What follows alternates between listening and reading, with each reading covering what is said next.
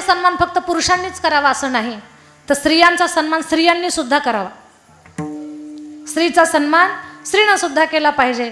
जर वाटत असेल तुम्हाला खरा नवरात्र आमच्या घरात साजरा व्हावा, कधी होईल खरा नवरात्र साजरा? ज्या दिवशी सासू सुनेचं भांडण संपेल ना, त्या दिवशी घरात खरा नवरात्र साजरा होईल.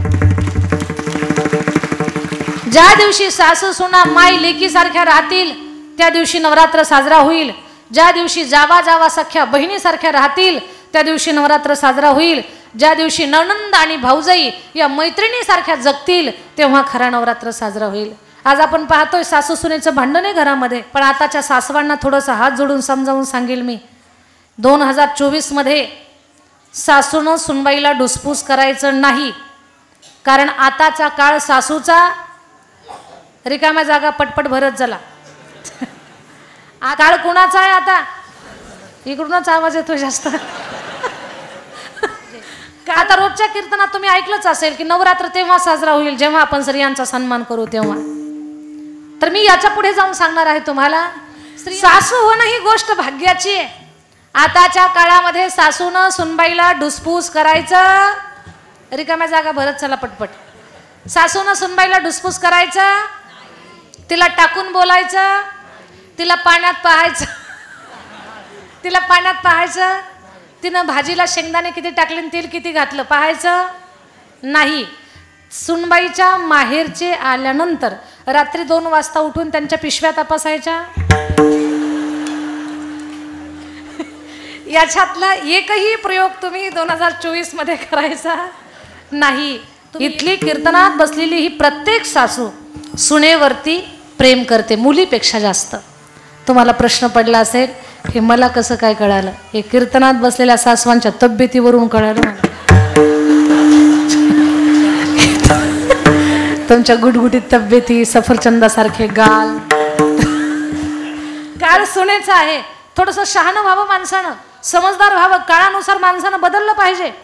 पूर्वीची गोष्ट वेगळी होती. पूर्वीची सासू म्हणजे वाघीण होती, वाघीण. तिनं एक डरकाळी फोडली की सारं घर शांत होत होतं. फॅन सुद्धा लावायची गरज नाही. AC पेक्षा थंड व्हायचं घर. का? पूर्वीची सासू वाघीण होती. आताची सासू वाघीण नाही, वाघाची मावशी आहे. काळ बदलला. काळानुसार माणसानं समजदार झालं पाहिजे. पूर्वीचा काळ वेगळा, आताचा काळ वेगळा. आता सासू होणं हीच गोष्ट भाग्याची आहे. नाही तर लवकर सासूच होत नाही. आता उगीच फोन लावतात, अक्का आहे का एखादी पोरगी? अक्का म्हणतात माझे 4 पोरं राहिले, तुला कुठून पाहू? तुम्ही एकच करा, हातात जपाची माळ घ्या आणि सून दिसली तरच म्हणा माझ्या सुनासारखी सून अख्ख्या श्रीगोंद्यात नाही, एवढंच म्हणा. दुसरं काहीच बोलू नका तुम्ही. नाही तुम्हाला सकाळी 9 वाजता तुपातला शिरा भेटला तर मग मला बोला, पण हे वरमच कळत नाही. उगीच तिला बोट मोडून शिव्या द्यायच्या, तिला काहीतरी बोलायचं असलं करू नका. काळ बदललाय आता. थोडंसं समजदार व्हावं माणसानं. आताच्या काळामध्ये फक्त सुनाचं कौतुक करा, फक्त कौतुक करा. तुमची सून तुम्हाला फुलासारखं सांभाळेल, म्हातारपण सुखात जाईल. पण सांगू तुम्हाला, या कीर्तनात बसलेल्या बिचाऱ्या सगळ्या ह्या सासवा आहेत ना, ह्या सगळ्या समजदार आहेत बरं. सुनेनं सुद्धा जबाबदारीनं राहायचंय. तुमच्या वडिलांनी तुम्हाला शिकवलंय. 1 लाख रुपये पगार कमावताय तुम्ही, मान्य आहे आम्हाला. तुम्ही खूप विद्वान आहात, तुम्ही खूप शिकलेले आहात, पण तुमच्या ज्ञानाचा उपयोग, सुनबाईला सांगते, सुनबाई ऐका, तुमच्या ज्ञानाचा उपयोग एका घराची 2 घरं करण्यासाठी करू नका, घर जोडण्यासाठी करा. तुमच्या माहेरचा झेंडा फडकल, माहेरचं कौतुक होईल. अरे काय सोन्यासारखं लेकरू घडवलं त्या आई वडिलांनी. जोपर्यंत घरामध्ये गोडवा नांदू शकत नाही तोपर्यंत माणूस सुखी राहू शकत नाही. लक्षात घ्या, संसारातल्या अडचणी संपल्याशिवाय परमार्थ सुद्धा नीट माणूस करू शकत नाही. तुम्हाला फक्त सून प्रसन्न आहे. बरं तुम्ही काय साळवंदीवीला आल्या असता जर घरात सुनाचं तुमचं भांडण असतं तर? तुम्ही इथं मोकळ्या मनानं नवरात्र साजरा करताय म्हणजे सून तुमच्यावर प्रसन्न आहे, हा त्याचा अर्थ आहे. म्हणून माझ्या ताईंनो, घरातलं सासू सुनेचं भांडण ज्या दिवशी संपल त्या दिवशी नवरात्र साजरा होईल. मी फक्त सासवांनाच सांगणार नाही तर सुनबाईला सुद्धा सांगणार आहे. सासूनं सुनेमध्ये लक्ष्मी पाहावी आणि सुनबाईनं सासूमध्ये आई भगवती पाहावी. दोघींनी प्रेमानं परिवारामध्ये राहावं. ज्या घरामध्ये सासू सुनेचं प्रेम आहे त्या घरामध्ये इंद्राची संपत्ती, कुबेराची संपत्ती आणि इंद्राचं ऐश्वर्य त्या घरामध्ये नांदत असतं, हे समजून घेतलं पाहिजे. जगणं अगोदर शिका, परमार्थ आपोआप तुमचं जगणंच परमार्थ होईल नंतर. तर या नवरात्राच्या माध्यमातून उद्देश एकच आहे की आपल्या प्रत्येकाच्या जीवनामध्ये खरा नवरात्र आपल्याला साजरा करायचा आहे. खरा नवरात्र. माझ्या ताईंनो, माझ्या दादांनो, स्त्री ही सामान्य नाहीये. ऐका, तुमच्यामध्ये खूप मोठी ताकद आहे. नारी की निंदा मत करो यारो, नारी रतन की खान, जिस नारी से पैदा हुए शूक भीष्म हनुमान. स्त्री सामान्य नाहीये. तिला अबला म्हणू नका, ती सबला आहे. तिला अशक्त म्हणू नका, ती सशक्त आहे. माझी माता माऊली जेव्हा हातात पुस्तक घेते ना, तेव्हा तीच तर सरस्वती असते. जेव्हा तुम्ही हातात पुस्तक घेता तेव्हा तुम्ही सरस्वती असता. जेव्हा तुम्ही घरातल्या लोकांना पक्वान्न तयार करून खाऊ घालता तेव्हा त्या घरातली अन्नपूर्णा तुम्हीच असता. जेव्हा घरातल्या लोकांना आजारी पडलं असताना तुम्ही कपाळावरती मिठाच्या पट्ट्या घालता त्यावेळेला त्या घरातली रेणुका तुम्हीच असता. आणि राशीचं माप ओलांडून ग्रहप्रवेश करताना त्या घरची लक्ष्मी तुम्हीच असता. घरावर जर संकट आलं तर सगळ्यात पुढे जेव्हा तुम्ही जाताना तेव्हा त्या घरातली दुर्गा तुम्हीच असता. आपण नवरात्राबद्दलची काही महत्त्वाची माहिती, नवरात्र म्हणजे काय तो तुमच्या समोर मांडण्याचा प्रयत्न केला.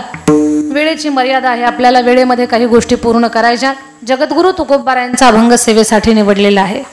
जगद्गुरु तुकाराम महाराज महान साधू आहेत. त्यांचं नाव घेतलं असता यमाला थरकाप सुटतोय. तुकाराम तुकाराम नाम घेता कापे यम. जगद्गुरु तुकाराम महाराज महान साधू की ज्यांचं नाव ऐकलं असता यमाला सुद्धा थरकाप सुटावा. ज्यांच्या मागे पुढे विश्वाच्या मालकानं फिरावं. ज्यांनी वारकरी संप्रदायाचा कळस हा मान मिळवावा. एवढंच काय, ज्यांच्या पायवाटेनं सुद्धा विठ्ठलाचं भजन करावं. असे महान साधू जगद्गुरु तुकाराम महाराज यांच्याबद्दल किती बोलावं, काय बोलावं. अखंड पंढरपूरची वारी, पिढीजात परंपरा त्यांनी सांभाळली. बरीच लोक घरात असे जन्माला येतात की ते आपल्या घराच्या परंपरा सांभाळतात आणि काही नग असे जन्माला येतात की ते परंपरा मोडीत काढतात. पण जगद्गुरु तुकाराम महाराज, माझ्या वडिलाची मिरासी गा देवा, पंढरपूरची वारी महाराजांनी वडिलोपार्जित ती जपली आणि पंढरीला निघाले. महाराजांचे कितीतरी प्रमाण आहेत. जन्मासी येऊनी पहारे पंढरी, जन्मासी येऊनी पहारे, जन्मासी येऊनी पहारे पंढरी. मग ती पंढरपूरची वारी जगद्गुरु तुकोबारायांची पंढरपूरला निघाले. पंढरपूरला जातात, देहू गावाला येतात. त्यांच्या भक्तीचं कर्ज एवढं झालं की भगवान परमात्माची मान खाली गेली. आपण सामान्य नाहीये. प्रचंड ताकद आहे एका स्त्रीमध्ये. स्वतःला कमजोर समजू नका, कमी समजू नका. पृथ्वीमध्ये जी ताकद आहे ती एका नारीमध्ये ताकद आहे. आणि प्रसंगानुसार आपण आपल्या शक्तीचं प्रदर्शन केलं पाहिजे. आपल्या शक्तीचं प्रदर्शन घरातले गाडगे फोडण्यासाठी करू नका. आपल्या शक्तीचं प्रदर्शन यांना अपमानित करण्यासाठी करू नका. तुम्ही शक्ती असाल तर हे तुमच्या जीवनातले शिव आहेत. शिव आणि शक्ती जेव्हा एकत्र राहतात ना तेव्हा त्या ठिकाणी मोठं वैभव उभं राहत असतं. म्हणून समजून घेतलं पाहिजे आपण की आपल्याकडे भगवान परमात्मानं जे दान दिलेलं आहे त्या दानाचा, त्या गुणाचा, त्या ज्ञानाचा, त्या बलाचा, त्या शक्तीचा आपण प्रत्येकानं सन्मान केला पाहिजे. हा सन्मान ज्या दिवशी प्रत्येक स्त्री आणि प्रत्येक पुरुष करेल त्या दिवशी खरा नवरात्र आपल्या जीवनामध्ये साजरा होईल. विठ्ठल, आमच्या महिलांना माहेर फार प्रिय असतं. सासरचं खायचं आणि माहेरला गायचं. सासरचं खातात आणि माहेरचं कौतुक करतात. माहेरची फार ओढ असते. महिला रुसल्या की माहेरला जातात. आपली रुक्मिणी माता रुसली आणि जेच का द्वारकेहून निघाली गुजरातमधून ते महाराष्ट्रात आली. महाराष्ट्र हे रुक्मिणी आई साहेबांचं माहेर आहे. अमरावतीच्या बाजूला कौंडिण्यपूर आहे, ते महाराष्ट्रातला भाग आहे तो. तर तिथे रुक्मिणी आई साहेब त्यांचं ते माहेर म्हणजेच महाराष्ट्र त्यांचं माहेर आहे. आल्या इथे पंढरपूरच्या बाजूला तिथे. आणि लोहदंड क्षेत्रामध्ये मा तिथे रुसून बसली. रुसवा काढण्यासाठी भगवान पंढरीश पांडुरंग परमात्मा आले. म्हणजे यांच्या भांडणातून, रुसव्या फुगव्यातून पंढरपूर उभं राहिलेलं आहे. देवा रुसलास का? काही चुकलंय का माझं? नाही तुकोबाराया, तुमच्यावर आम्ही रुसावं एवढा आमचा अधिकार नाही. पहा, विश्वाचा मालक काय म्हणतो, तुमच्यावर रुसण्याचा अधिकार मला नाहीये. तुम्ही आमच्यावर रुसले तर आम्ही घाबरून जातो. म्हणजे भक्ताच्या भक्तीची ताकद एवढी.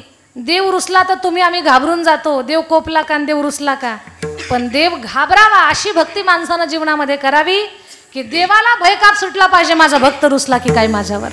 आज देवाची मान उंच होत नाही. तुकोबाराया विचार करतात, माझं काही चुकलंय का? देवाची तब्येत बरी नाही का?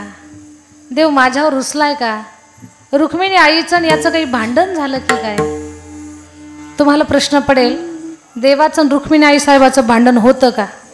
जशी तुमची भांडणं होतात तशी त्यांची पण होतात. आणि पंढरपूर हे भांडणातून तर साकारलेलं आहे. रुक्मिणी आई साहेब द्वारकेहून जे रुसून निघाल्या, मला सांगा, महिला रुसल्यानंतर कुठे जातात? बाई बाई जाते ग माहेराला, बाई बाई जाते ग माहेरा. मग तुकोबारांना प्रश्न पडला की देवाची तब्येत बरी नसेल का? रुक्मिणी आई साहेबांचं देवाचं काही भांडण झालं असेल का? जवळ जाऊन विचारावं, देवा रुसलास का? परिवारात असे काही लेकरं जन्माला येतात की ते परंपरा सांभाळतात, परंपरा मोडत नाहीत. तुकोबाराय म्हणतात, मागणं माझ्या परंपरेत नाही, माझ्या अगोदरच्या 7 पिढ्यांनी मागितलं नाही, मी मागणार नाही. भगवान म्हणतात, का बरं मागणार नाही? म्हणे माझी ती परंपरा आहे. परंपरा? आणि का तुमची परंपरा तुम्ही मोडत नाही? म्हणे देवा, भलेही मी राम नाही, पण नावाचा तुकाराम आहे. माझं बोलणं तुम्हाला कळल, पण कधी? तुकोबाराय म्हणतात, रामानं त्यांची परंपरा मोडली का? रघुकुल रीती सदा चली आई, प्राण जाय पर वचन न जाय. रामानं स्वतःची परंपरा मोडली नाही. तो राम तर मी नाही, पण नावाचा तुकाराम तर आहे, म्हणून मी माझी परंपरा मोडणार नाही. काही मागणे हे आम्हा अनुचित. असं करू नका तुकोबाराया, काहीतरी मागा. मानेवरचं वजन कसं कमी होणार? ठीक आहे देवा, तू म्हणतोस माग, तर या जगात अद्भुत मागेन मी. काय? भगवान म्हणतात, तुकोबाराया मी तुमच्यावर रुसलो नाही. मग देवा खाली मान घातली, रुसलो नाही, माझ्या मानेवर वजन आहे. कशाचं वजन आहे? म्हणे तुमच्या पिढीजात भक्तीचं वजन आहे. मग देवा ते तुमची मान सरळ होण्यासाठी काय करावं लागेल? म्हणे ते वजन काढून घ्यावं लागेल. कसं काढू? म्हणे काहीतरी मागा. देवा काही मागणे हे आम्हानोचित, काही मागणे हे आम्हानोचित. मागणार नाही देवा, मागणं माझ्या परंपरेत शिकवलेलं नाही, आणि माझी परंपरा माझी रीत मी मोडणार नाही. हिची दान देगा देवा, तुझा विसर न व्हावा. देवा तुला द्यायचंय ना, तुझी इच्छा ना मी तुला मागावं, तर असं दे, तुझं विस्मरण मला झालं नाही पाहिजे. आता या अभंगाच्या पहिल्या चरणामध्ये खूप काही गोष्टी शिकण्यासारख्या आहेत. खूप काही गोष्टी, काय काय शिकायला मिळतं या पहिल्या चरणात. पहिलाच मुद्दा आहे, जर तुम्हाला जीवनामध्ये काही मागायचं असेल तर याला त्याला मागू नका, जगाच्या बापाला मागा. हा पहिला मुद्दा आहे. ईश्वरानं दिलेलं कधीच आपल्या जीवनातलं संपत नाही, आणि माणसानं दिलेलं पुरत नाही. म्हणून काही मागायचं असेल तर देवाला मागा. मागणंही असं मागा की त्यातून जगाचं भलं झालं पाहिजे, आपल्या जीवनाचं सोनं झालं पाहिजे. आणि कुणाला मागावं, कुठे मागावं, किती मागावं, कसं मागावं, काय मागावं, देवानं दिलेलं कधीच संपत नाही. म्हणून जीवनामध्ये काही मागायचं असेल तर देवाला मागत जा माझ्या ताई दादांनो. त्याच्यासारखा दाता त्रैलोक्यात नाही. बरं, त्याची भक्ती करणारा आणि त्याच्यावर श्रद्धा ठेवणाऱ्या प्रत्येक जीवाला तो देत असतो. माझं बोलणं तुम्हाला कळावं. देवाचं देणं हे कसं अक्षय असतं, ते कायमस्वरूपीचं असतं.